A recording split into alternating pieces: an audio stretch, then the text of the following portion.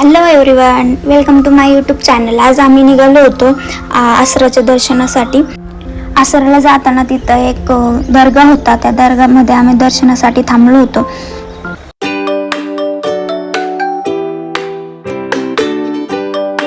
बायकांना आतमध्ये जाऊन दर्शन करण्यासाठी परवानगी नव्हती, म्हणून मी बाहेरच दर्शन घेतलं. नंतर त्या आतमध्ये गेले. त्यांनी आधी हिरवं कापड म्हणजे ते गलप टाकल्यावर नंतर चादर टाकली, दर्शन घेतलं व बाहेर आले. तर मी सगळ्यांना प्रसाद वाटला आणि प्रसाद वाटल्यावर आम्ही निघालो आसराच्या दर्शनासाठी.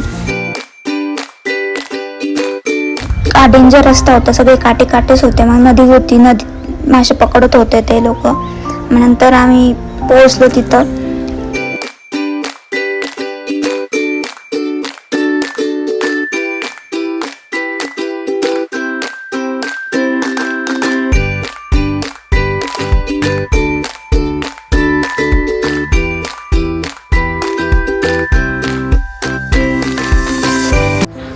आम्ही पूजेसाठी बसलो, पूजा केली. ते बोलले डोक्यावर पदर घे, पण पदर काय डोक्यावर राहत नव्हता, सारखा खाली पडत होता. मग बिना पदराचीच पूजा केली.